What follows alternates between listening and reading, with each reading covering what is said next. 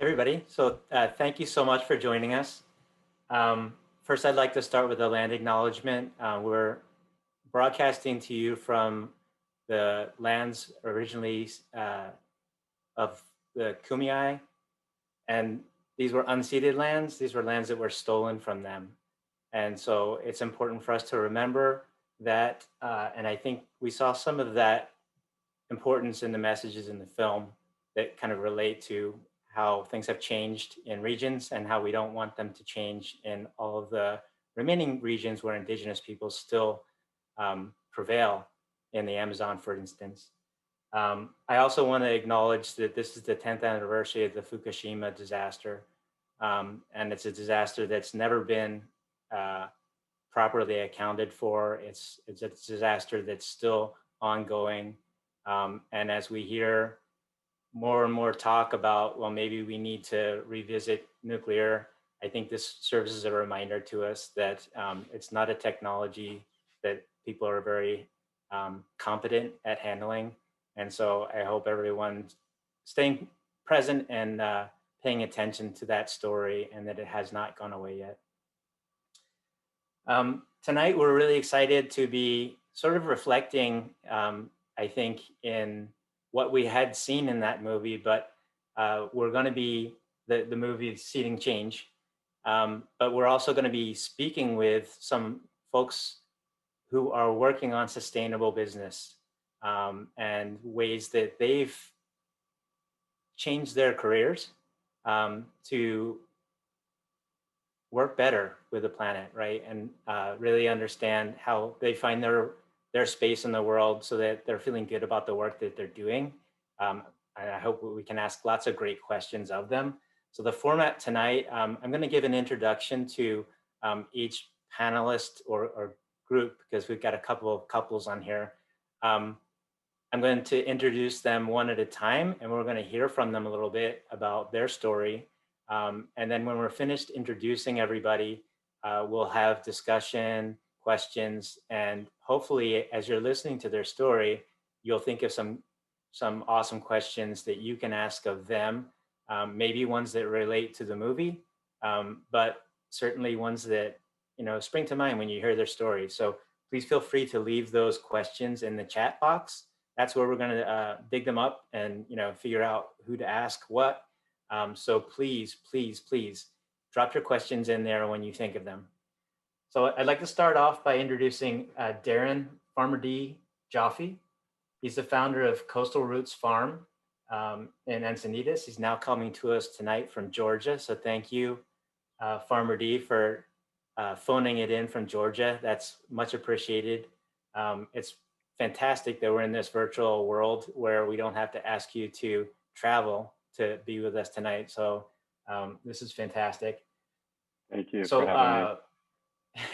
Farmer D is a nationally recognized biodynamic farmer, educator, consultant, speaker, and entrepreneur, and is the author of the acclaimed book, Citizen Farmers, The Biodynamic Way to Grow Healthy Food, Build Thriving Communities, and Give Back to the Earth.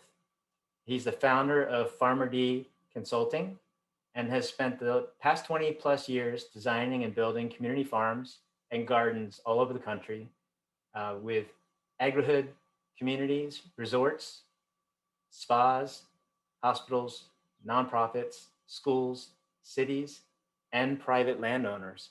And so Farmer D, if you'd like to start, I don't know if you have a presentation or not, Meryl, if you have that queued up, and if not, we'll just have Farmer D start telling us a little bit about his story, please. Oh, thanks, Carl. I'm actually, can you hear me okay? Yes, we can. Okay, I might talk a little soft because I have 3 kids upstairs sleeping. It's actually funny, I left, I was in Encinitas at Coastal Roots for about 5 years. I'm currently actually at Serenbe, which is a community outside of Atlanta where I started the farm 20 years ago. So it's been really interesting coming back here and seeing the community thriving and growing.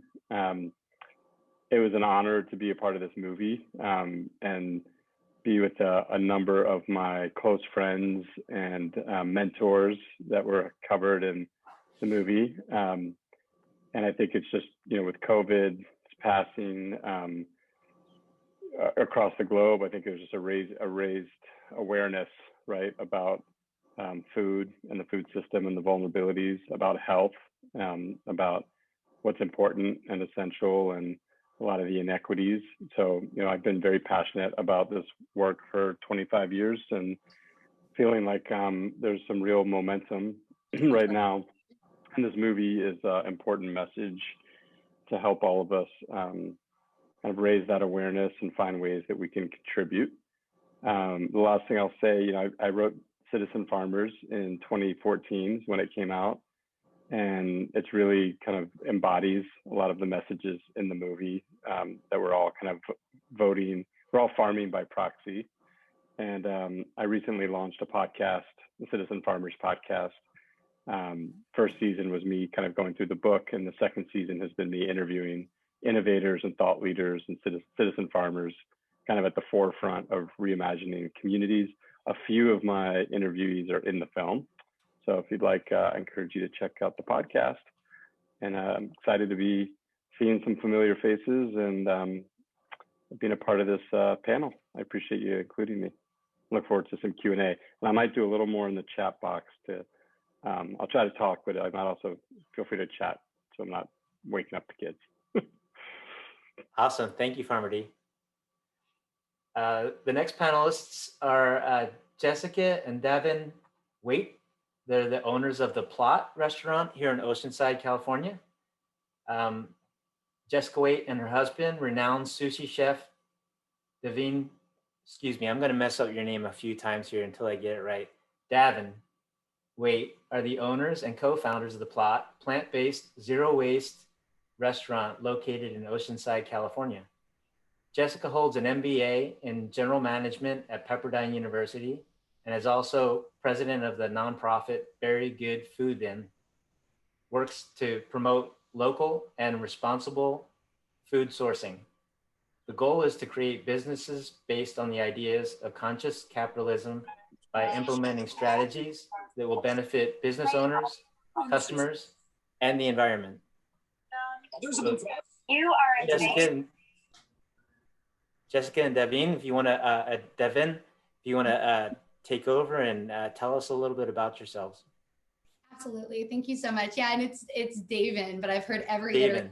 So don't. Yeah. Thank you. I've heard more.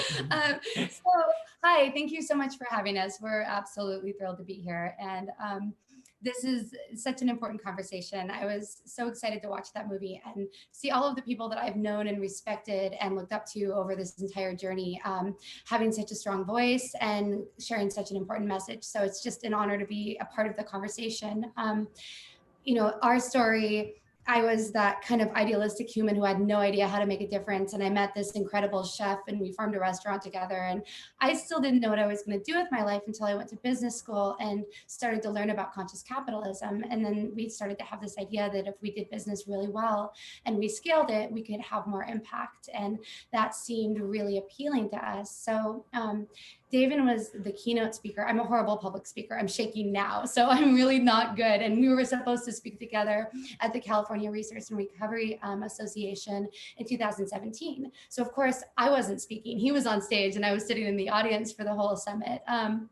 But I started to listen to all of these different people with all of these complete this commitment to zero waste. And I started to have that feeling of, if they can do it, why can't we? Why can't we, in our industry that we love so much, the restaurant business, why can't we raise the bar and build a business that is really focused on, total utilization, zero waste, inclusivity, fair treatment of our labor, every single thing that we believe should be a part of business, and integrate that into the restaurant industry. So we started the business plan for the Plot around that kind of mentality, and then have been working to build it.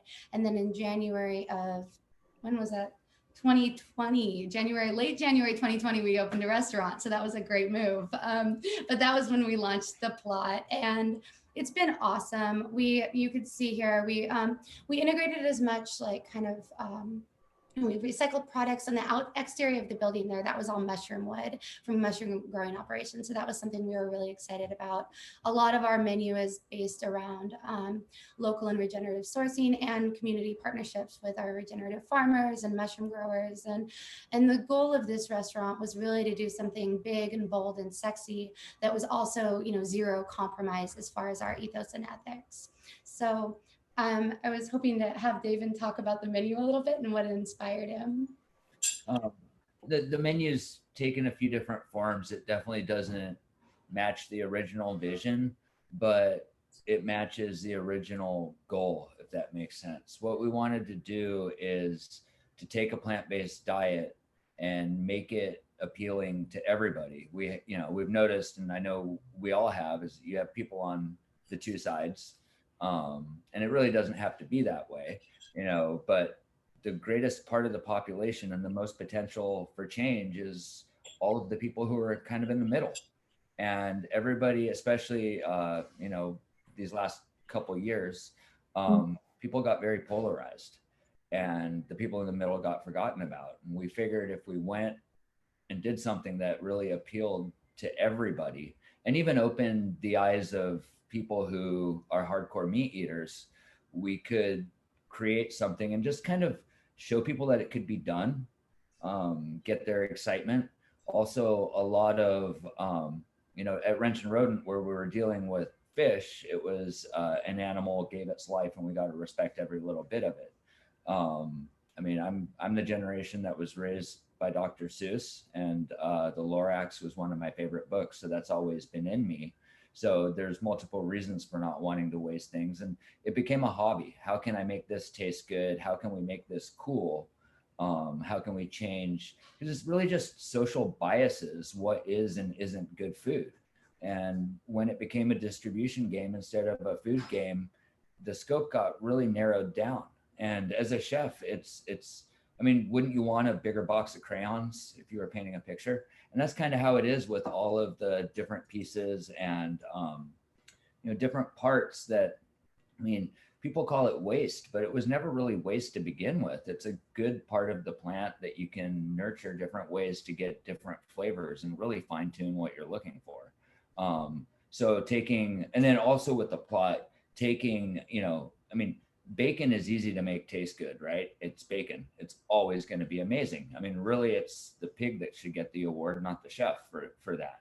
So not having that meat and all of those familiar things that chefs fall back on to be able to create excitement through flavor and all of that, it was a little different. I personally believe that plants taste just as good as meat, but convincing the American public of that is a whole nother venture. And it was kind of a fun challenge. So we figured that by using different parts of the plant that aren't typically used, you can really fine tune the flavors and even create kind of a meat replacement products that aren't the kind of pre-made, pre-packaged, protein replacements that you could buy at the store, which, nothing against those, but the closer we get to the food that comes out of the ground, the effort, the energy, and all of that is kind of sliding in our favor.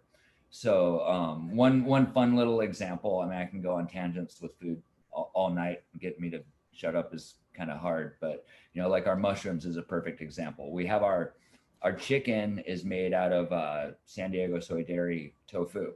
We have our friend who grows our mushrooms for us. We use lion mane mushrooms to make our crab for our sushi rolls, and crab cakes and stuff like that. And it's a really cool, nutrient-rich food. Like if you get 2 or 3 orders of the crab cakes, you feel like you've drank an energy drink. So the part of the mushroom that's not typically used is the mycelial cap, which is almost like mushroom material that pops up before the mushroom pops out of that, which is the flower. That is grown in the byproduct from the tofu we make our chicken out of, and white oak. So it's kind of intertwined. We dry it out, and when you dry it out, we like to do it on the smoker to make flavor, the white oak falls off. You stay one batch ahead, you can smoke dry the mycelial cap over the wood it grew off of, and grind that into a powder, which is a way faking the funk in vegan cooking is one of the harder things to do. You know, in the normal kitchen, you just grab some fish sauce or cheese or anything like that. But this mushroom powder has been a real game changer for us, and it's a total byproduct. So we've kind of closed the loop because we're smoking it over the wood it grew off of, and it's being served right next to the tofu, which the byproduct was what fed the mushroom. And I think that's a great example of the total utilization. And then I don't know if we mentioned that this is a vegan restaurant. I'm sorry if I didn't throw that out there. But anyway, we're very excited to be here and to share all of this with you. And any questions will be well received. So thank you so much for having us. Thank you. That was cool. And my wife has a massive collection of vegan cookbooks, more than I ever thought were published. So I can kind of relate to what you guys are going through as far as trying to rediscover food and cooking it in a vegan way, which is really, really cool. And lion's mane, I think, is one of the only things they've discovered that can help you grow back your neurons. Is that right? So interesting that you guys are serving it there. It's fantastic. So thank you. And our next guests are Juliann and David Berens. They're the owners of Refined Kitchens in San Diego. This is not the same kitchen that we were just talking about at the pot, though. So to help conscientious homeowners reduce their carbon footprints while remodeling their homes, mother and son business partners Juliann and David Berens founded Refined Kitchens in 2016. They look for used or showroom kitchen cabinets, sinks, countertops, bathrooms, vanities, and other kitchen and bath materials, remove them, fix them up, and then if needed, they sell them back to homeowners. Juliann Berens is an NCCCA certified interior designer who owned a green design firm in Tucson. So welcome to the two of you, and please go ahead and let us know a little bit more about your story. Thanks, appreciate it, Carl. I'm going to try and do this screen sharing and see if we can, walk everybody through. So, Carl, if you don't mind being my guinea pig, let me know if it works, and then we'll go from there. So, okay, let's share this little desktop. Let's see how this goes. Okay, great. So, so I think where to begin? Do you want to start with this little video, or do you want to start with a project? I think we'll start with the project. Okay. Just to show people what's possible, because I think might be some preconception out there about what used cabinets look like. So we see your screen. It looks great. Okay, great. Okay. Perfect. Thanks. This is an existing space for one of our clients. This was her house when I went to look at it. And so 1950s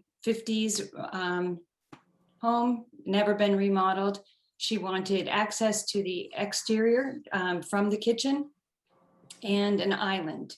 So that was the bones of what I had to work with. And then I'd like to, can we flip?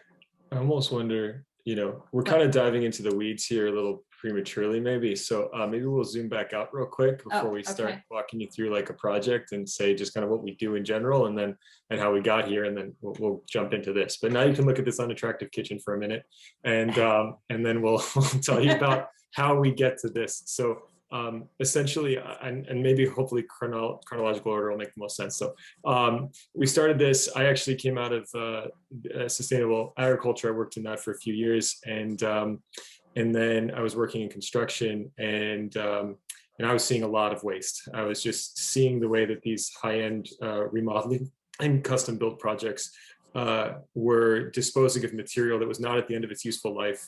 And there was not only not at the end of its useful life, but was really of a quality and condition that belonged in a museum, not the landfill. So the question was, if that is such an available part of the life cycle of these products in construction, is there anything we can do about it in the residential space? And it just so happened that I had a designer with 20 years of experience who got her lead AP in 2000 when it was just a bunch of engineers and architects doing it. and as a mom. So I said, hey mom, do you think we could take a set of cabinets out of one house and design it into another? Or is that crazy? And she said, well, it's worth a shot. And so we started with something very simple, right? It was just, could we do this kind of full cycle kitchen reuse proposition that would extend the life cycle of a product and keep it in our homes? And, and we've kind of moved from there, and from there came, I think, a model that we'll explain and hopefully provides some more insight into all the parts and pieces, because the reality is I think it's a little complex. And so if anybody does have questions, please just feel free to ask us later, because it was all about kind of aligning incentives, and still is, to make sure that just like Davin and Jessica, right? Yeah. I was like, I can't see your name at this point, so I'm just trying to go off of memory because I have my screen share. So, all right. Anyway, so the point was that, as you guys were saying, and now I lost my train of thought. What was I saying? Aligning. Oh yeah, it was all about trying to get people who may be not sharing the same values, right? That their proposition and their viewpoint is just different.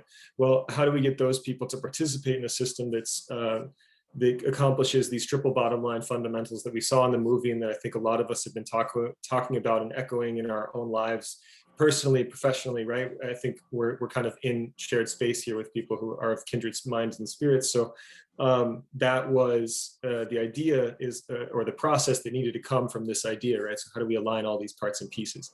And so now maybe we can talk about one project and kind of walk you through it, and you can see, maybe how we've started to align those parts and pieces, and maybe how we grow, from where we've come from, where we are now, and then hopefully where we can go with everybody's help and participation. Maybe see construction go from being 20 to 30% of the material we landfill in California to hopefully a lot less. Perfect. Okay. Oh, I guess it moved. I moved it. Oh, you moved it. Okay. So another wall in the same house, in the same kitchen, and looking the other direction. So that's my space to begin with. And then can we go to what the cabinets look like in their first house? So these were the cabinets. We were contacted by one of our general contractor partners to home. It was a beautiful office for a few days. When we took it out, it sits right on the ocean. But that was the kitchen, a change of ownership, and the new owners didn't like the kitchen. So we very carefully deconstructed this set of cabinets, countertops, light fixtures, and designed it into my client's house, which now looks like that. So if you remember that shot originally, this is her house. I was not able to give her her freestanding island, but I did give her a peninsula and the access to the backyard. And I'll pull the photos across this. Okay. Oh, so many buttons. Hold on. Okay. There. Keep going. There's the door. Door, yeah, to the exterior. Lots of built-in storage, pantry. We were able to create a true foyer, and with these cabinets, very workable space for her. She loves it. Let me back out. Sorry. Did you want to? I guess this would have been the better image to have shown now that you were talking, because you talked about circulation. But anyway, so then we took it in, or I didn't do any of this. She did this. I don't do the design. I call them the cabinets, my Legos, and the design team, we say we play Tetris all day. So we create the same functional use of, spaces that people want to be in, that we would if we were utilizing new cabinetry. We just happen to be reusing beautiful cabinets that were designed to last for 50 years, but we're going to be discarded. We're going to be discarded. Yeah. So that's kind of one project example, and then just because it's fun. So if you see these light fixtures here, you can now see them. Oh, I used those in a different design. You can see them in here. This is another project of ours. Same idea. We'll show you where these cabinets came from, but they're those light fixtures again. And when this kind of goes to right hierarchy for ours and the rest of it, but these are recycled glass pendants from a company called Bicycle Glass.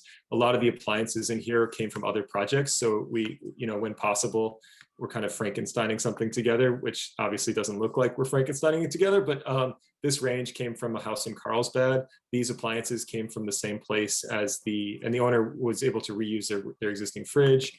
Let me go to that. This faucet came from Coronado. And then there's those light fixtures reinstalled in another home. So this basically, when you talk about carbon footprint of a kitchen remodel, if you imagine what it's like for a traditional remodel, and somebody's going to demolish what exists and they're going to landfill it, and then they're going to buy something new and the whole supply chain consequences of that new purchase. And then you take our model, which is this came from Del Mar, and now it's in Mount Helix. And so your total carbon costs is the amount of carbon we spent in the truck to take it from Del Mar to our office in Kearney Mesa, and from our office in Kearney Mesa to Mount Helix. So we think that's pretty good. And then these cabinets, we'll show you, well, just in case you're curious, this was the kitchen before we got started. And sorry for all the back and forth. That's the whole before, right, of what you just saw, and then this is where those cabinets came from. So you see that's the same microwave oven, and then they were tearing all this out. And so you get an idea that with some changes in design, you can really affect a lot of, I guess, a lot of aesthetic improvement, right? And let's see here. Let me back out of here. So the parts and pieces, I guess, I wanted to share with just kind of more detail, so folks can come to understand this process, is that we work with a network to get this kitchen out, right? So to have somebody call us to do this, we work with a network of contractors, designers, home improvement professionals, hopefully more realtors, as they have clients who say, oh, well, I don't like this. And it's not that we want people to necessarily change their tastes and preferences in this kind of way. I mean, obviously that would be ideal if they were to just use it in their own space for longer, but if they're not going to, then we want to create a pipeline for that material to be reused. And so we do these deconstructions for the material that we take into our inventory for free. So this didn't cost them anything to remove it.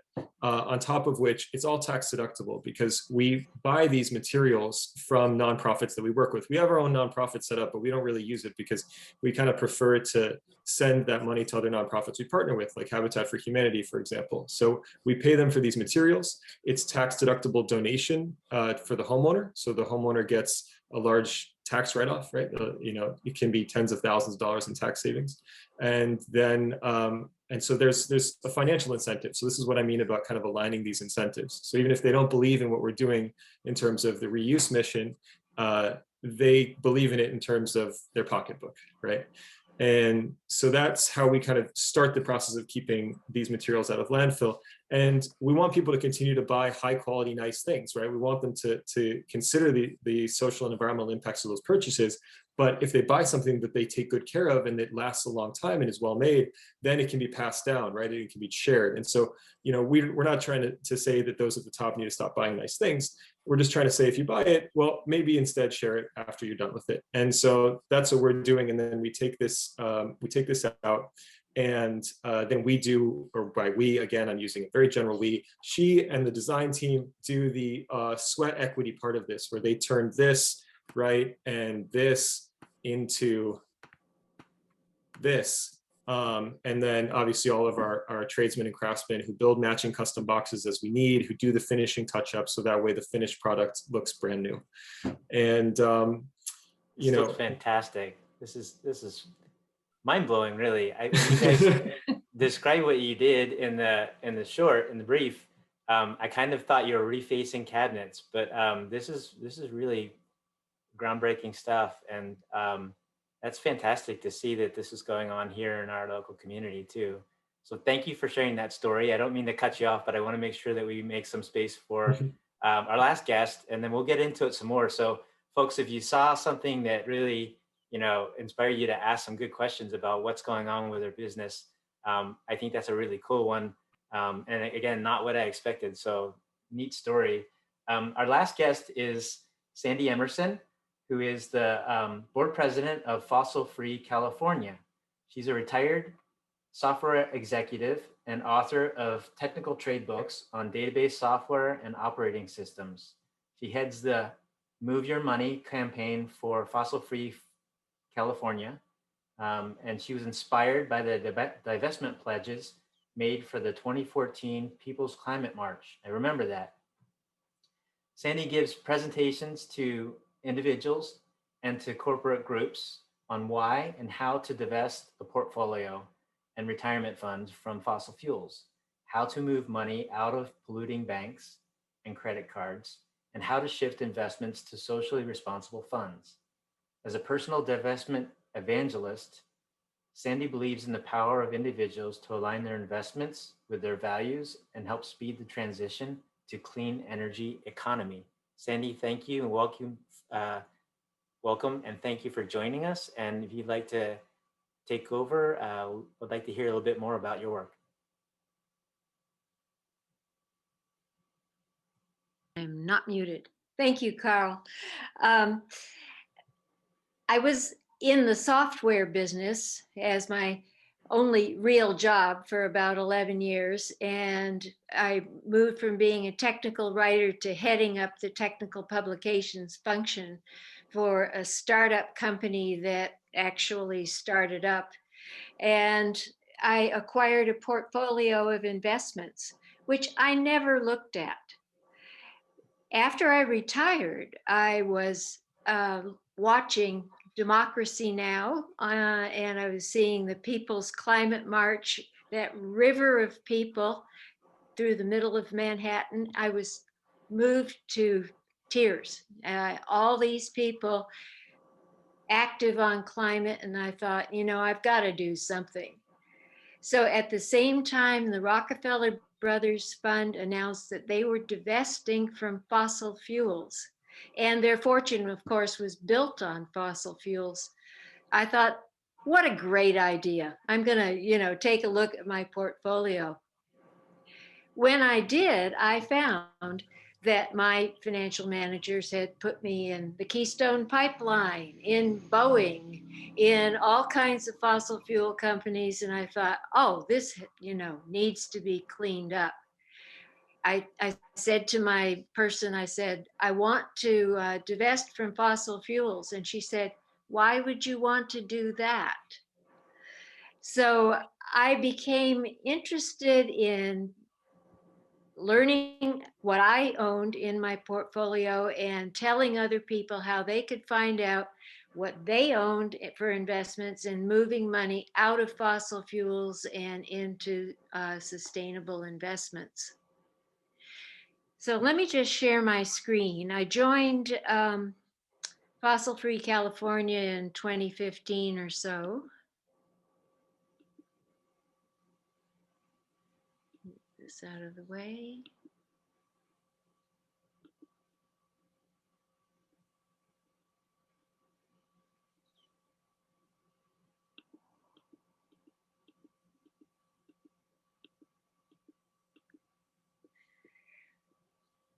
Fossil Free California is primarily working with the state pension funds. These pension funds for public employees and for teachers have billions of dollars. The California Public Employees Retirement System has $400 billion or so under management, and about 12 billion of that is in fossil fuels. The state teachers retirement system has $280 billion and about $8 billion in fossil fuels. They are our prime targets, but it's really another campaign of ours to work with individuals, telling them how to move their money out of polluting investments and out of polluting banks. In our targeting of CalPERS and CalSTRS, we were joined last year by youth allies from Earth Guardians Bay Area crew and from Youth versus Apocalypse. They came to investment committee meetings when we could still meet in person. They came for a solid year telling the state teachers retirement system why they didn't want their teachers' pension money invested in fossil fuels. And it was incredibly effective. State Treasurer Fiona Ma stood with the youth and for divestment from fossil fuels. She sits on the board of the state teachers retirement system. So you all know that divestment has become more popular of late. In fact, it is one of the fastest growing social movements of this century. There are now $14.5 trillion assets under management by institutions and individuals that have pledged to divest from fossil fuels. 1,257 institutions, 58,000 individuals, and from all over the globe. Pension funds represent a relatively small fraction of those institutions, about 13%. Pension funds are incredibly conservative and don't want to change their investing practices. But if we don't stop financing fossil fuels, we will never be able to recover from fossil fuels. The United States is the largest consumer of fossil fuels per capita. So all of your sustainable businesses are certainly doing a lot to reduce demand, which we need to do. If we don't get the money out of fossil fuels, we can't reduce the supply because their business model is to constantly explore for more and more fossil fuel reserves. That's how they achieve their market valuation, and nothing will change that business model. In my opinion, fossil fuels represent the absolute worst of capitalism on all fronts, and they take welfare in the form of fossil fuel subsidies. The implication of constantly acquiring more reserves is that it will inevitably overheat the planet because none of the fossil fuel companies have made serious moves so far to rein in their monetization of their reserves. And the companies have about 7 times as much in reserve as we could possibly burn.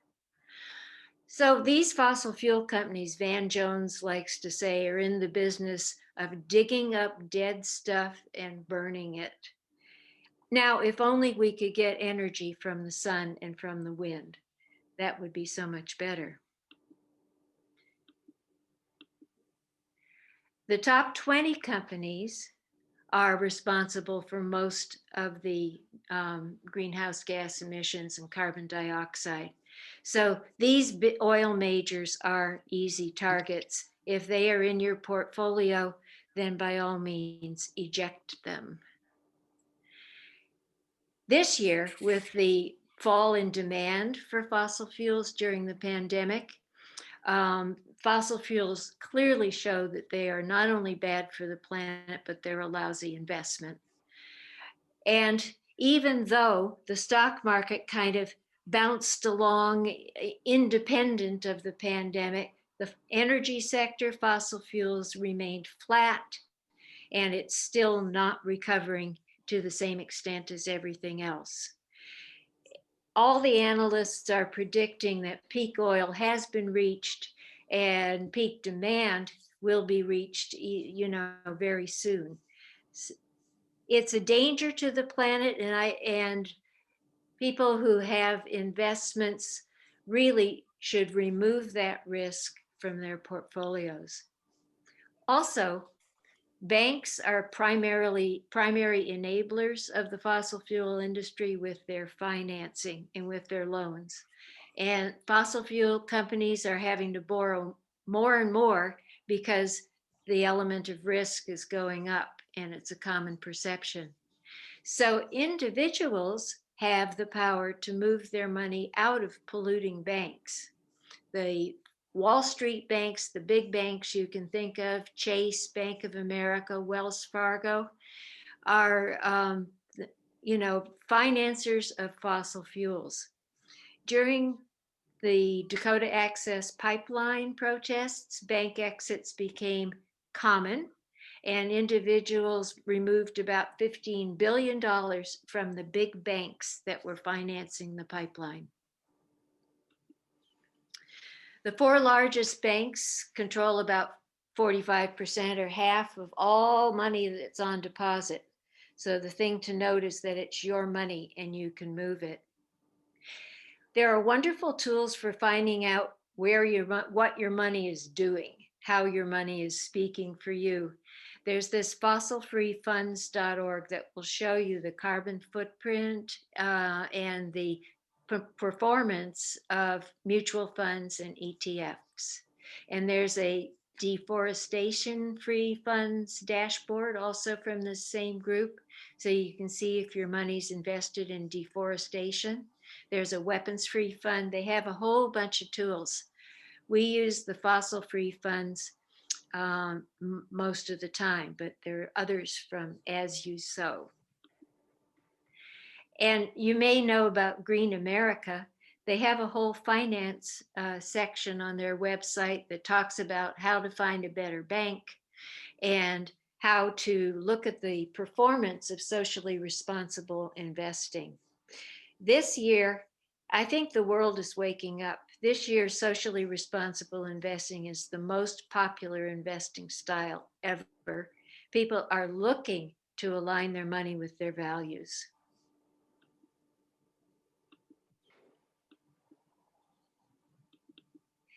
So that's it for me. You can find more resources on Fossil Free California's website. I'll put the link in the chat, and I'll be happy to take any questions.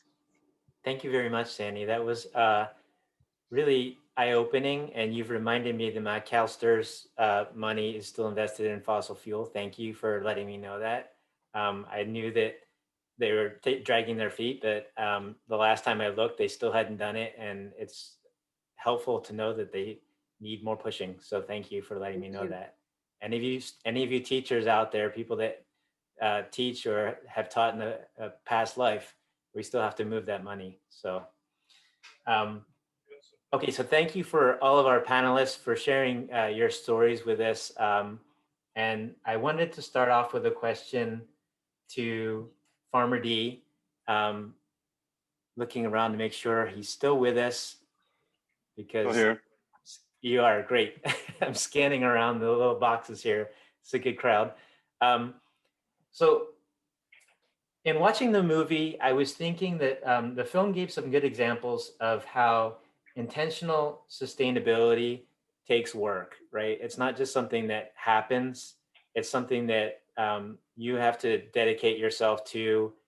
And I was wondering if you could describe what the journey has been like for you, and have you evolved? Like, did you think it was going to be one thing, and now you suddenly, many years later, you realize it's not exactly what you thought it was going to be at all?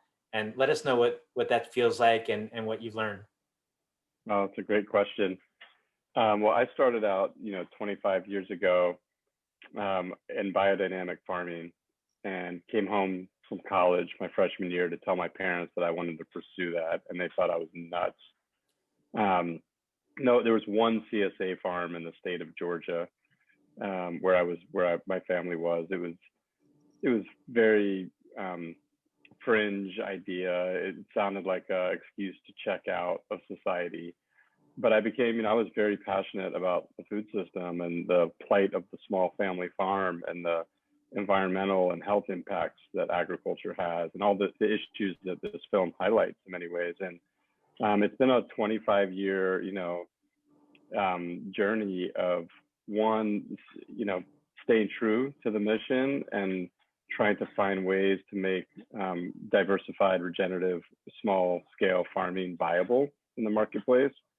So I think some of the things that I learned along the way was the power of farming to build community, the importance of community, just citizen farmers to support those local farms and food systems, and also becoming more aware of the equity issues in agriculture and food and in society, and the lack of access to affordable housing and healthy, food access. And there's so many issues that the food system touches on in a significant way.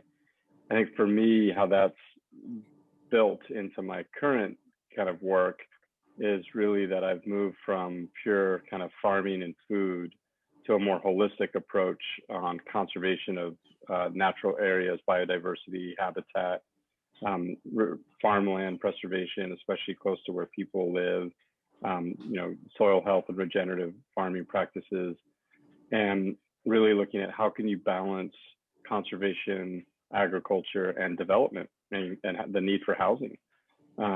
So I have a serial entrepreneur. So I always look at, how can you create enterprises and business opportunities that the movie highlights, that, the power of business, so to make change, positive change. So I'm excited right now, mostly about the kind of agrarian economy, really thinking about, going back to cottage industries and farm and food-based enterprises, and supporting local artisans and, local businesses and hyper-local kind of resilient communities. And I think the last thing I'll say is just like the importance that I was just thinking about this. Farming is not about farming is not about making money. It's about growing food, right? So I think what's happened in a lot of ways, we've gotten kind of this, like, everything's about money, and we don't value all the other aspects of how valuable it is to grow nourishing foods, and the value of supporting ecosystems. And so I think we just need to educate people about, I think this movie has done a good job of just helping educate people more and more, and keep beating that drum, that we are powerful as citizens, as consumers, and we do need to vote with our dollar and our fork, and do things like this to raise awareness and spread those important messages that are going to move us in the right direction, and that it's complex. There are a lot of pieces to the puzzle, and my biggest challenge is, how do you? I think what I've come to is, I like to I'm a biodynamic farmer, so I like to see all the pieces of the farm working together, but that's not always the best for business, and like having a specialized, thing. And I have the same approach, I think, in my work, culturally, and looking at the big picture of society. And so there's so much work to be done. So there's a lot of battles to fight right now. And so I think, I'm optimistic, and I think there's some big solutions. I think we need advocacy, we need to change policies, which it's encouraging to see some of that moving in the right direction. But we need to educate people who are stuck in political, mentality, and understand that it's not about your political views, but it's about what's good for our children and the planet, and how do we bridge the rural urban kind of divide, which I think the common language is food and land. And so I think there's a lot of positive and challenging things for us as a movement to start to tackle and continue to push forward. When you were in college, did you expect that all of the learning that you would do throughout your career would be from books, and in fact, it turned out to be people and personal interaction that actually taught you the most? It was, for me, it's about hands-on learning, and one of the things is mentors and elders, and learning from people that, there's such an amazing power in young people mentoring with elders. And I was involved in, actually, I've been working with the Modern Elder Academy, spent a week with Paul Hawken, who's a big part of the movie, down in Baja, and Chip Conley, who started the Modern Elder Academy, has really been a prolific thought leader around this model of, like, elders and young entrepreneurs working together. So I took the apprenticeship path. So I had mentors, I had elders. One of my big ones, Hugh Lovell, passed away this year. So yeah, I think it's about relationships, and it's about learning from people and learning from doing. Not to say that there's nothing wrong with academics. I just think there's something very powerful and I think, you know, I'm back here 20 years later at a project working. There's relationships that suddenly, as you get older, you see these bigger cycles, right? Like these 20-year cycles where suddenly you find yourself coming back around and building on these early building blocks. And you know, I just sending my oldest to summer camp this summer, and I was on the phone today with the executive director who's been there for 29 years. And I built the garden there 15, 20 years ago. And I'm bartering my son going to summer camp to help them redesign the whole farm. And it's like, those relationships are amazing. So, you know, that's part of the benefit of sticking to it and building good relationships. Yeah. Cool. Thank you. And you guys have to bear with me. I'm going to be reading my chat a little bit, and I don't want to lose my attention to the questioners. So there may be a few seconds gap here while I check the questions, but I want to make sure that I'm giving due diligence to the questions that our audience is asking too. So let me talk a little bit about the restaurant, about the plot. Can you guys tell me what your impetus was for wanting to do it in the way that you do it? In other words,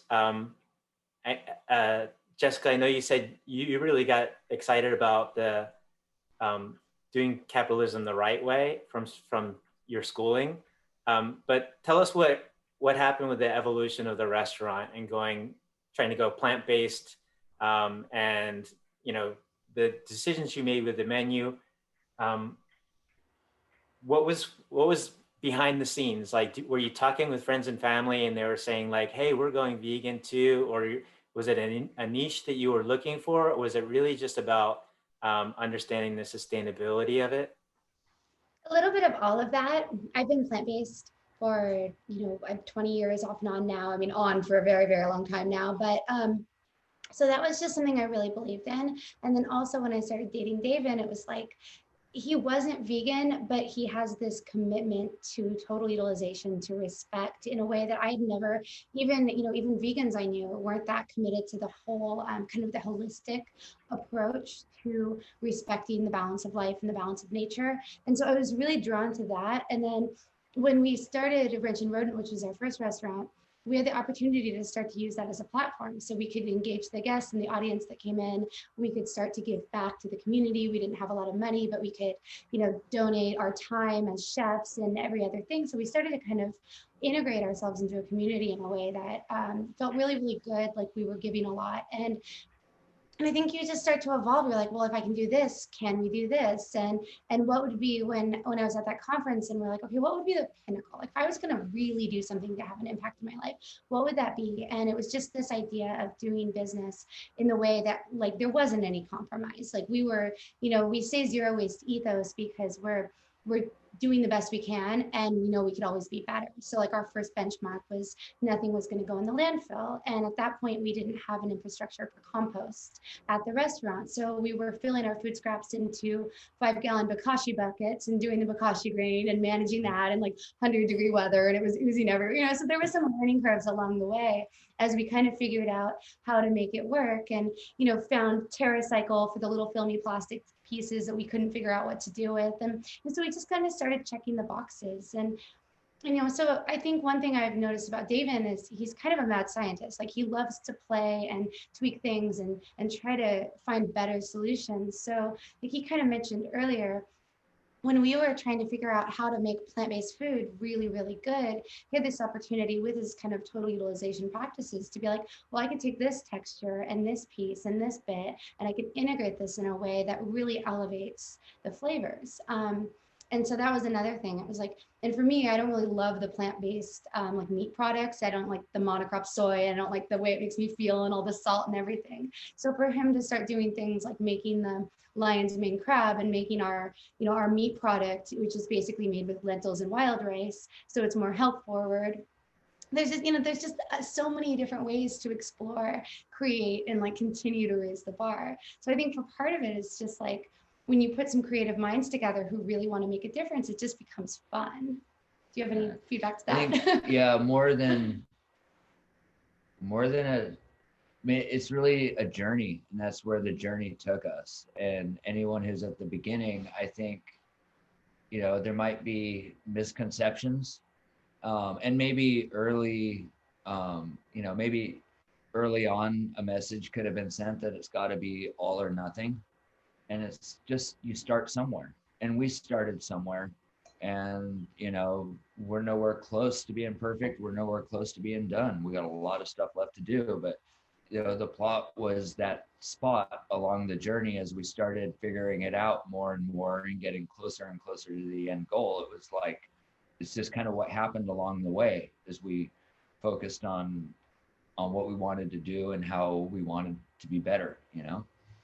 And I think one more thing too, because I heard Daron on this, the resilience of the local communities, and that's been something we've been really focused on. And one thing that has been really fun is finding other community partners. And Davin mentioned Eva, who has Mindful Mushrooms, who we get to have this relationship with, where we learn about, the way he's closing the loop. And then Community Roots Farms, Bianca is a local regenerative farmer, and she helps manage our little back alley farm, that we've got going on in a parking lot back there. And she's taught me all about amending the soil, and our guests get to pull up and see like an active, regeneratively managed like mini farm.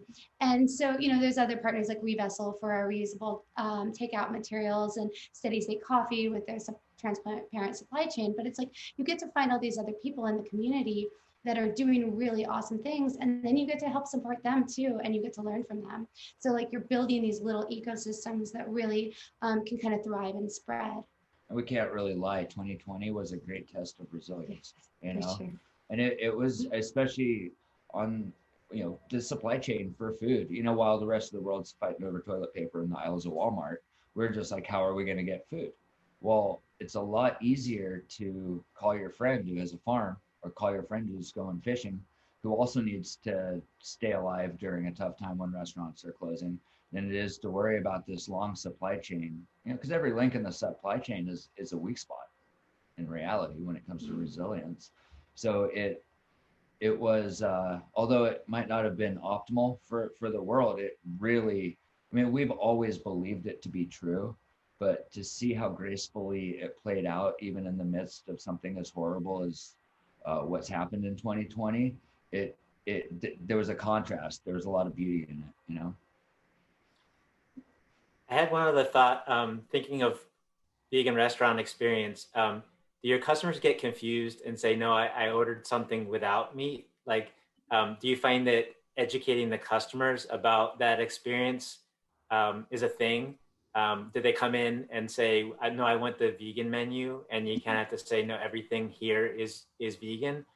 How's that experience going in getting your consumers warmed up to the idea? A little bit. We say plant-based a lot, and not everybody knows that we mean vegan by that.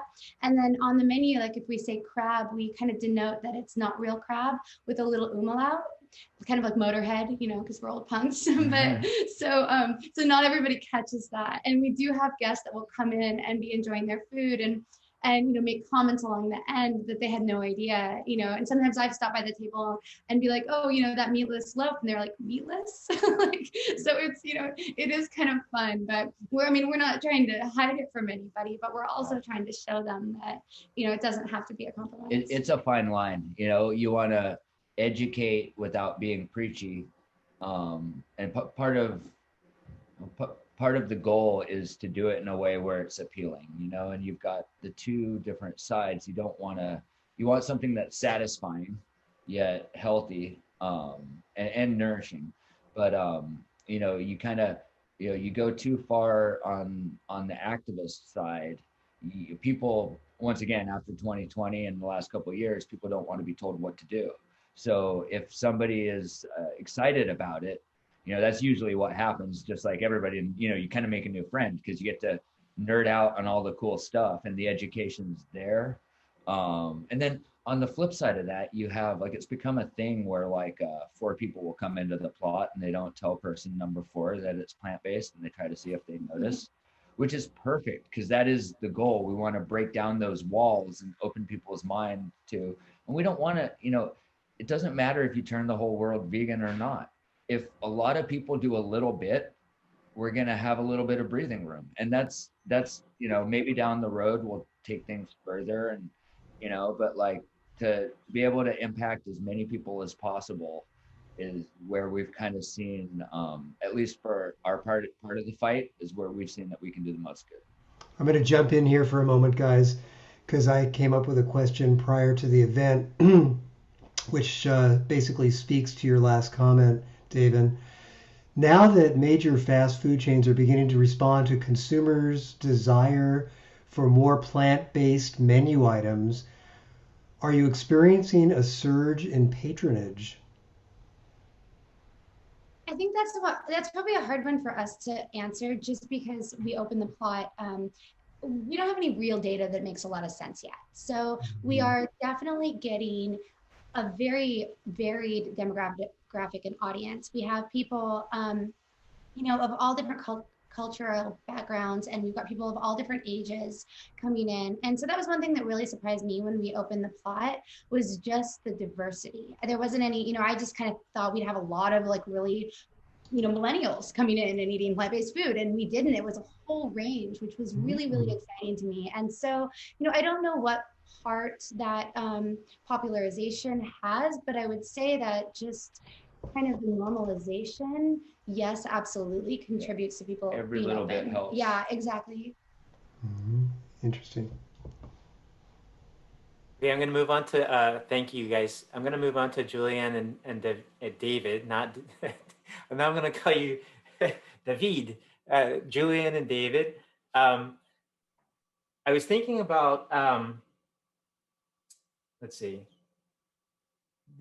when you guys were coming up with this idea about, it's a pretty radical idea of, let's take appliances that had been living in somebody's home and then let's move it into a new design.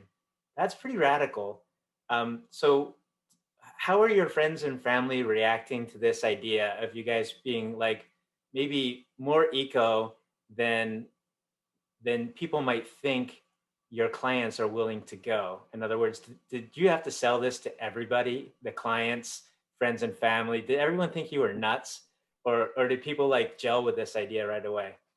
Well, I think we're doing it for. Well, she's had a varying degrees of this sort of. Yeah, I've been, on this soapbox, if you will, for sustainability for my entire design career. And it's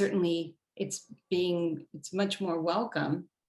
Well, I guess, yeah, sorry to cut you off. Yeah, I feel like it's an easier sell when we lead with the savings, right? The simple cost comparison. And I did take notes on everybody's questions, so I'm sorry for not answering in the chat box. I just want to pay respect to the other people who are on the panel and make sure that they have we're paying attention to them as well. So, the cost comparison question that came in is a good one for this, to answer your question as well, because what is an easy sell when you're talking about this is to say, hey, would you like a Rolls Royce that's a few years old and has barely been driven, and I'll charge you half? That's essentially what we're saying here, right? I mean, for a lot of this, it's like buying a certified pre-owned luxury car. People want the feeling and the aesthetic, and they really love to pay half. So we basically charge, depending on the item that we're talking about, anywhere between 60-70% of the retail value, all the way down to 10 to 20% of the retail value, depending on the item and its age and its condition, right? So if people are willing to take on more of a project, they have more skills themselves, then we charge less for it if it's a material that needs more love. And if it needs a lot less love and it's basically in like new condition, then we charge more for it relative to its retail price. But everything we do is still discounted at least 30-40% of retail. So that's often an easy way to sell a product. And the other part of it was, I think the harder sell is getting guys who've been in construction a long time to do things differently. And they've tried different systems, and a lot of these guys have great intentions. They do want to see this stuff, and it does hurt them the same way. They have the same empathic response to throwing stuff out. You know, but the problem is that they've tried in different ways and it's failed in different ways. You know, there a lot of times building materials used to go to Mexico from here in San Diego. So that answers the person's question who asked us where we are. We are located in San Diego, and the regions that we serve is Southern California for the most part, but we do travel to Northern California and Arizona occasionally. We're hoping to, you know, grow that reach as time goes on. Now, the way it used to work down here is people used to come across the border, they would take apart a house, they take it to Tijuana. Now there's taxes and different procedures on the Mexican side where they're not able to take the materials in the way that they used to.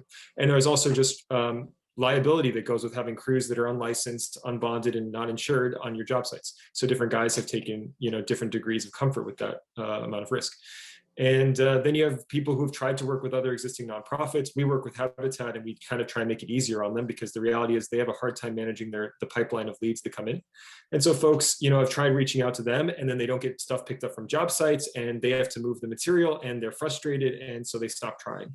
And so convincing the contractors, convincing the other folks, and as somebody else asked, do we work with other kitchen and bath designers? Absolutely. We'd love to get more of them on both sides. You know, it's been a hard sale pitch as well. Like, there's a lot of people, we deal with a lot of stigmas, you know, like one is just, you know, oh, well, are you just selling, you know, somebody's cast-offs that nobody wants, right? And it's like, well, if Sub-Zero really builds their appliances for 20 years, like they've been putting on their website for the last 30 years, then conceivably, if it's 7 to 8 years old, then you're buying an appliance, and we discount according to how long it's been used, right? So if it's 7 to 8 years old, we're going to charge you accordingly for the amount of life we think is left in the unit. And we benchmark it at 15 years. So we say we're giving you 5 years free if it goes to the full 20 years, right? So this is, I'm speaking really fast, and I'm sorry about that. That's okay. You guys are doing, everyone on the panel is doing great. I'm really happy with how this is going. So don't feel concerned about that at all, Dave. You're doing great.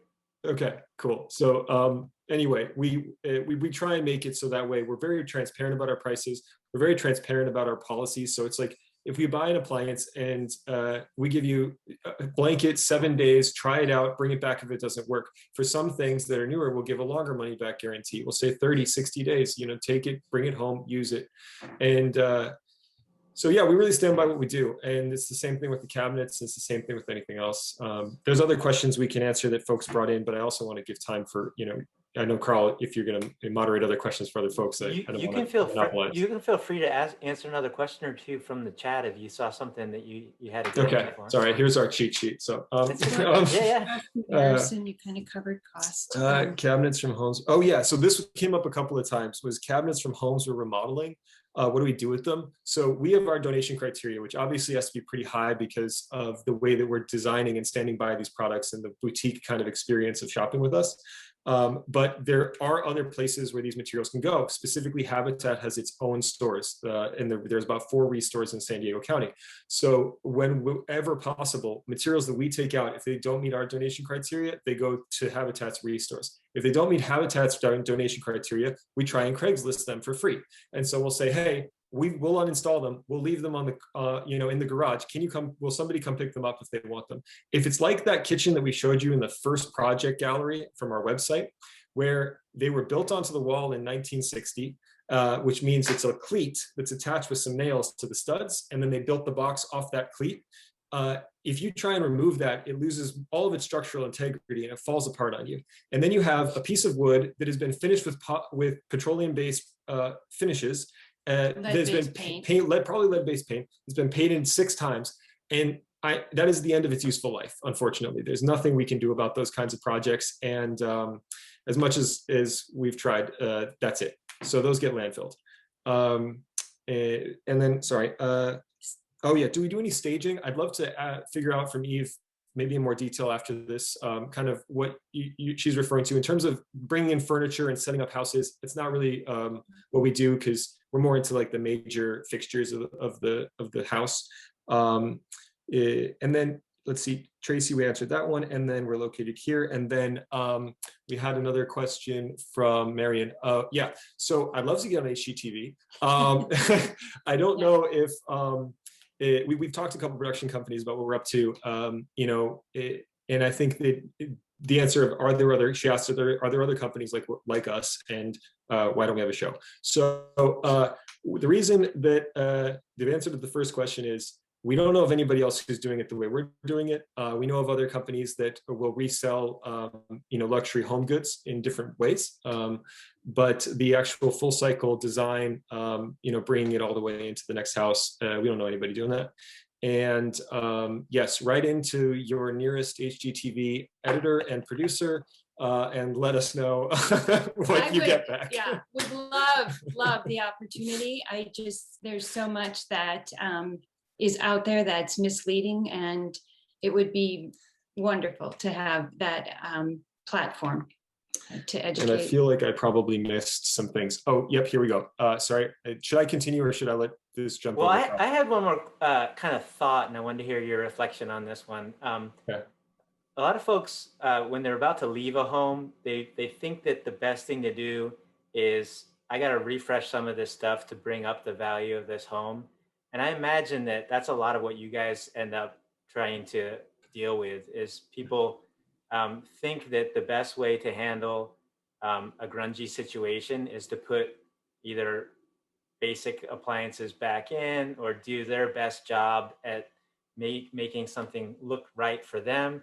But really, that's the wrong time for someone to do a remodel, is right before they leave, right? Because the chances that that's the right aesthetic for the next home buyer are next to null. So, I mean, do you have any advice for people about staying away from that and letting all their friends and family know, don't do that, don't remodel right before you leave a home?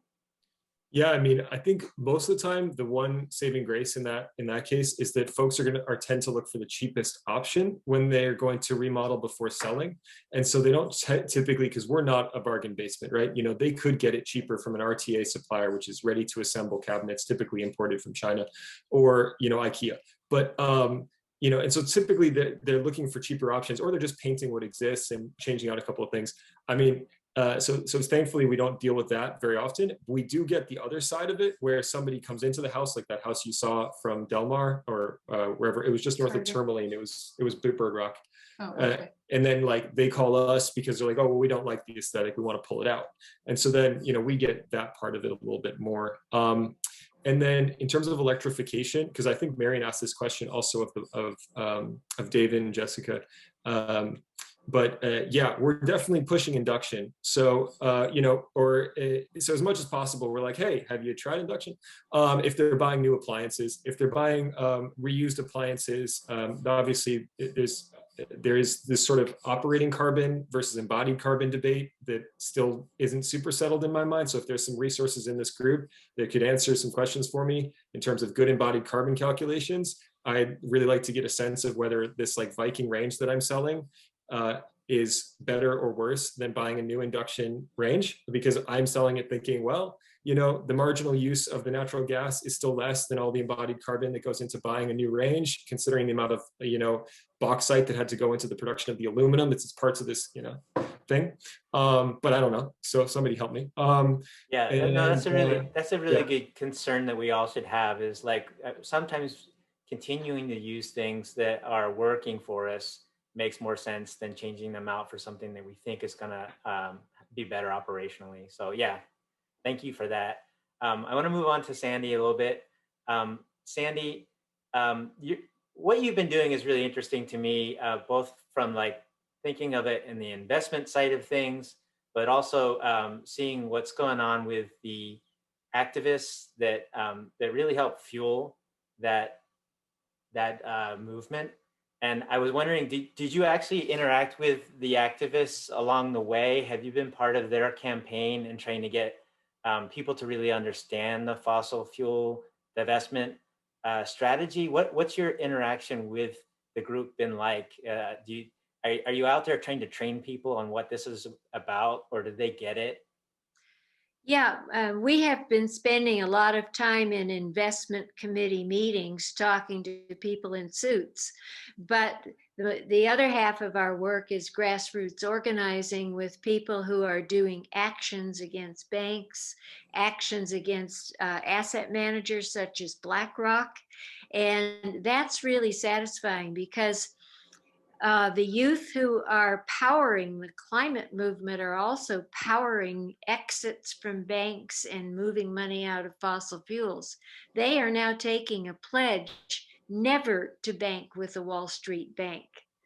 They are now standing up to BlackRock, calling out insurance companies, and generally are completely on board with the idea that none of their personal money should go to fossil fuels.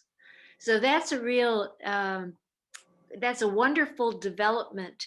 On the other end of the age spectrum, retirees are more and more willing to become activists. They're the 1,000 grandmothers. There are people of all ages out there, mothers out front, raging grannies. All of these people are in the streets with the youth. It's a wonderful coalition. And I just wanted to say that the place of technology in enabling people to get a fossil-free portfolio should not be ignored. You may have to, if you're working with a personal financial advisor who's had this put this aura of mystique around your investments and talks letters and numbers and generally makes it seem mysterious, you can go to a robo-advisor or an ethical advisor. There are several that deliberately put out fossil-free selections for you, and you don't have to monitor your portfolio. You select your criteria, and the algorithms do it for you. A lot of people are more and more willing to use robo-advisors, and it also saves you money and fees. Thank you. It's interesting. The Sunrise Movement was born from young activists who were doing work with the divestment movement under 350. And I think they were so frustrated by the slow movement of divestment. They knew they were making progress, but it was too slow for them. And so one of the things they did was go out and start a whole new organization, the Sunrise Movement. And I know you showed Youth versus Apocalypse, and that was the group that got up in Dianne Feinstein's face and said, look, we need more movement. So that's wonderful to see that you're working with young people and that they're understanding both the fossil fuel problem and then also the financing the fossil fuel problem. Because if you don't put those two things together, you sort of are missing capitalism and Wall Street's greater role in not helping to solve this problem. So I think it's really important that we draw those two together. Do you get questions from people about like, I did this for 2 years and then I found out that what I thought was a green index fund or ETF actually wasn't? Is there any trip ups that people have done along the way? Are the investment brokers getting better about really policing this stuff carefully? Well, you have to find sources you can trust, and fossil-free funds is a source you can trust, but they don't cover every fund in the known universe. There's a lot of greenwashing out there. There are a lot of big brokerages that will slap the label green or sustainable on a set of investments that isn't really any lower carbon than a broad-based market fund. So you need to really pick the sources you can trust. There are alternative vehicles, in fact, that don't even go through the market, impact investing or angel investing. So you're not investing in public companies, you're investing in a private market. If you find a project locally that you like and want to stand behind, and you're willing to, invest some money, that's the way to go, because then you can look at it personally and see whether it's doing the right things or not. I imagine that some of the businesses that are featured in the film and the businesses featured here could benefit from direct investments. Yeah, that would be fantastic if we start to come up with better channels for people to know that they can make smaller. A lot of folks don't have money to invest when they're younger, or they don't feel like they do.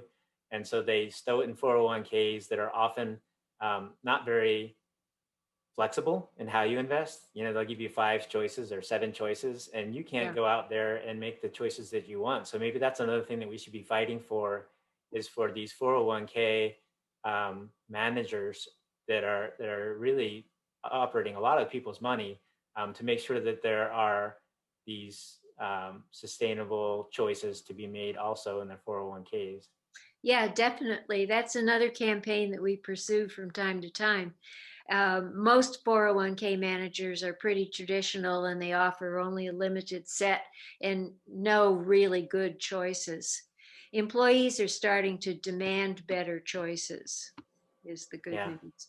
There's even I think I heard you say stranded asset earlier, and I hope that everybody like really internalizes that concept of a stranded asset, that like investing in things that we know are going away, or that we know the people that are continuing to try to push them on us are eventually going to get in trouble for what they have been doing. It's a really good idea to not work with them any longer, right? To really distance yourself from them, because they're not evolving and moving forward, and we should be careful not to be aligning ourselves with them. Well, the thing is, just like with sea level rise, you'd prefer a managed retreat to a complete devastation. And we'd prefer a managed decline of the fossil fuel industry to a complete explosion of the carbon bubble, which would wreck the world economy and cause untold suffering. We want them to go away in an orderly fashion as soon as possible. And of course, they're resisting at every turn, which is why you get a fleet of oil tankers full of unwanted and unneeded oil floating off of our coasts. Yeah, we saw that this year, and it was bizarre. And I think this is the first time that I had ever heard of that they were describing something being worth negative money. Right. But there was literally this liability of people having to deal with this oil in tankers, and everyone was saying, I don't want to have anything to do with it, but somebody has to take the stuff. And so, yeah, what a mess. Unfortunately, that wasn't the end of it. But I will say that a lot of the work that I do with Sierra Club is about also trying to prepare our labor force for that transition. And it's not a simple thing to just say everybody needs to go get other jobs. There are entire industries that are that have been doing this work for a long time, and so it does require all of us to help work with a transition of the labor force, so that they're not resistant, but that they've got other opportunities, and that everyone's working together to deconstruct that industry. You're right. It's not enough to just blow it up and then have a big problem that way too. Right. Let's see. Farmer D, I'm wanting to ask you more about biodynamics. And do you ever find that you have to describe the difference between biodynamics, organics, regenerative farming? Is it not that important to you anymore what those differences are, or are there things about that you really like to nerd out on and that you want to share with us tonight? It's funny. I had to explain it once on CNN. It's a funny interview. It was many years ago. It's a great story actually. But it's been interesting. A huge interest in regenerative agriculture being kind of the term of the day to try to capture kind of sustainable agriculture, organic farming, permaculture, biodynamics, and it's fascinating to me that biodynamics still is kind of the ultimate regenerative farming model. I think it resonates more now than ever with a lot of people that are moving more in that direction.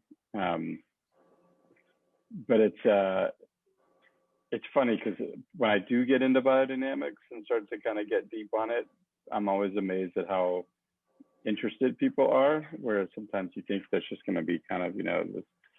So I enjoy it. I enjoy talking about it. I enjoy learning about it. I love being around that kind of the biodynamic conferences, and there's if any of you are on like Clubhouse now, there's some really great biodynamic discussion rooms happening. So yeah, it's Is biodynamics changing, or is it pretty rigid? Is it trying to stick to its origins? I think it is kind of riding the regenerative farming wave. because it's kind of been kind of one of the older, more established examples of regenerative agriculture. And so it's joining the dialogue. It's always been, dry dynamics has always had a challenge getting out of its own little sphere because it's so esoteric and so tied to Steiner and anthroposophy. And some of that is just not as accessible. And I actually had an interesting, there's some of Steiner did so much amazing work, but he also has some background that is not as something to be as proud of with some of his so to be extreme, some people have called like some of his fascist views. And so, you know, there's also the nice thing with the biodynamic movement is that it's become a much larger, there's a lot more younger people coming into the movement, and there's a lot more equity, diversity work happening within the organization. Historically, when I got involved 25 years ago, it was mostly older white people, brilliant, amazing people, but mostly an older white crowd. There was not a lot of young folks. And now there's like a really much more vibrant, young and diverse. They have a big Americas program for South and Central America. Biodynamics is huge in places like India. So it grew out of Britain, is that right? So were there regionalizations for how biodynamics had to be adapted to different growing spaces? Yeah, you know, it's interesting. I mean, it originated really in, you know, Steiner was Austrian and kind of got exiled. And his original talks were to farmers in Poland, right? Was it in Poland? Is that where it was? Now I'm blanking. It's late at night. But yeah, it came over from Europe. So a lot of the like herbs and the practices are applicable to more of the Eastern United States, a little bit in the Midwest, and you know, and so some farmers, some that I've worked with over the years, Hugh Lovell was one of them, you know, really innovated and pushed biodynamics kind of beyond what was just in the book. Kind of took the philosophy, and Steiner always talked about, you know, evolving and experimenting. So there are definitely some innovators out there that are taking it to new levels, and not just the kind of prescriptive what's historic. But yeah, biodynamics has had a tough time, I think, getting out of it, out of a certain kind of container like permaculture and regenerative and organic have been able to like really expand more. Biodynamics is they've held on tight to the integrity of it, which I appreciate, but it's also been kind of its own a bit of a hindrance too, and becoming more mainstream. It seems to me like we really need to unwind a whole lot of industrial farming that we've kind of created in this country. We rely so heavily on growing feed in the Midwest, and so there's a good portion of our farms have nothing to do with feeding people directly, but they're you know for feed, and they're also at this massive scale of 1,000 acres, and so maybe not so friendly towards a decarbonized future where we don't have this huge machinery to create around stuff and try to make only $10 an acre or $15 an acre, which is, you know, it's a ridiculous use of people's use of the world's land, I should say, not people's land. So do you find that that's a big part of what you're trying to go out there and explain to people is how much more you can do with much less land when you do it right? Yeah, absolutely. And what happens, you know, when we kind of specialize, and I was talking earlier, and kind of start to monoculture, the systems become destructive and pollution. You know, you end up with a lot of pollution. You end up with a lot of issues when you get away from that kind of, the farm is more of a contained living organism. There's also, you know, a really heated question, and you know, we're talking with our friends here, the amazing vegan chefs. You know, I go to so much of the optics or the thinking around climate change issues. I'm looking at a let dairy die background here, one of the images, Dave. So, the misunderstanding of the role of animals, and because it's so destructive, the way that animals have been, both obviously from an animal welfare, but also from an environmental and health perspective, it's completely an unsustainable and destructive, very destructive form of agriculture. But it's not the cow is not the problem. It's the way that these farms have become segmented and isolated and scaled. I think when you have animals on the land in balance, and you're growing feed for the animals on the biodynamic, kind of closed loop model, that's the ultimate regenerative farming model. Animals are a vital part of that ecosystem. So they're both kind of the solution and the problem at the same time, which is a hard thing for people to kind of understand and appreciate. Yeah, and we've let farming become something that less than 1% of our country's working as farmers. Is that right? Like really, really small percentage. And that's just that doesn't seem like an obvious way to have to feed your country, is to have so few people involved in the production of food. There's something wrong with that model, and a lot of it relies on the fact that we industrialized and we did it all with fossil fuel. So including the fertilizers, we've decimated the soil by screwing around with these turbocharged fertilizers. So let's see.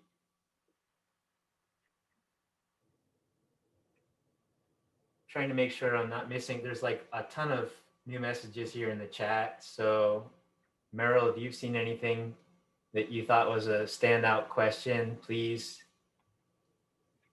help me out with that. I think people are giving a lot of good feedback in here, which is awesome. Carl? Yes. So we do have a question. Someone has private messaged me, and they would like to know when the film that we were watching will be released to the public and how they could watch it, because they wanted to recommend it to other people. I'll take that one. From what I have heard through Rocco Films, who's basically handling the private releasing of the film through pretty much just nonprofits, it sounds like they will never actually release it to the general public via streaming or other formats. So it looks like this is going to be the exclusive way to watch the film. And by the way, if you or somebody you know well hasn't actually seen the film and would like to watch it over the next day or so, I believe the link will still be live. Okay, thank you, Meryl. That's good to know, because I thought I saw on their website they were going to release it on Earth Day. Okay, that might be the case. But I didn't have the information, but we can always pass that information on if we get an update on it. Absolutely. And then Carl, yes, if you guys don't mind, it is getting late. Okay. And thank you for those of you who are with us, where it is later. But I have one quick question, though, that I wanted to ask Davin. And I know that I don't mean to put you on the spot, but as a chef, I know a lot of chefs prefer to cook with gas. But part of a lot of climate action plans is for us to wean off fossil fuels and electrified buildings. So how can we get around this? What are your thoughts on that? Well, there's a lot of, I think electric will improve, and a lot of it's due to the recovery time. Like if you have an electric deep fryer, it takes longer to heat the oil back up after the temperature drops when you put the hot food in it, which in a restaurant setting where everybody's hungry, everyone leaves the house to go to their restaurant, they're already hungry. So there's pressure that's not necessarily even coming from the chef as much as the demand to get that food out. A lot of it is recovery time, but we can learn, and it's really interesting. There's one place that we're looking at for a potential future plot, and it's a little bit self-sufficient with a lot of solar panels. and electricity is included in everything. Now, this may or may not play out, but we're looking, you know, moving into that model, we've got the exciting challenge of designing an electric kitchen. But there's a lot of, you know, humans adapt. Some people are they'll fight adaptation a little more than others, but and especially chefs, because we're not known for our flexibility at times. But you know, it's all stuff that we can learn to work with. You know, changes with the food, changes with the technology. You know, technology will catch up. It has. We're able to have this conversation because technology caught up. So you know, maybe chefs working with the companies that are producing the electric cookware. Another thing was like, you know, and hopefully getting the electricity to the restaurant catches up, because right now, in some cases, you're burning natural gas to send down a wire, to make electricity, to send down a wire to cook on electric. So, you know, so it's just like everything else with the movement, you know, it's gamble on what's right and know that it'll catch up, and it will if enough people want it to. Okay, thank you. Thank you. Thank you. Meryl, are you prepared with some trees? I've got plenty of trees on my property. Marion, are you prepared to talk about trees? I am. I want to thank all of our panelists from the North County Climate Change Alliance. We really appreciate all of you. And because we want to show you our appreciation, we have purchased some trees in your honor from a group called Trees for a Change. And so these trees are being planted in areas that have been burnt by the wildfires here in California. And so I'll send you a certificate. And what's really cool about it is you can actually go online and check out your specific tree and see how it's doing.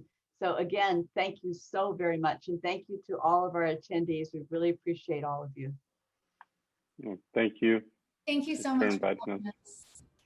Yeah, this was a great panel and great discussion. I'm sorry if I missed questions in the chat. We'll try to dig through them a little bit. And if y'all have questions, you can always send them to the North County Climate Change Alliance, out to Marion in response when she sends you something out. And we'll try to, chase some of those things down. We usually try to send something out in the near future with a link to the recording so that you can share that. And we'll definitely post it up on our Facebook page. So our panelists, if you want to share your appearance with your crew, that's always important to get our messages out. And so we appreciate you so much coming, especially Farmer D. Thank you for checking in from Georgia. I know it's very late there. We appreciate it on a Thursday night. Thank you to everybody that came to watch this presentation and to learn about our sustainable businesses and practices here in the state of California, in our region. Thanks for watching the film and reflecting on that. And we do hope that you share that with other people too, because there's really important messages in there. And we look forward to seeing you here this time next month to talk about building electrification. And actually that's something I'm going to present on. It's a big part of the work that I'm doing. And Davin, I will work with you on figuring out how to electrify that next restaurant, because that would really align well with the work that we're trying to do. So yeah, look forward to talking with you about that in the future. So thank you everybody for joining us tonight. We hope you have a good evening and appreciate everyone's participation. Thank you. Have a good night. Thank you. Thank you. Bye-bye. Thank you.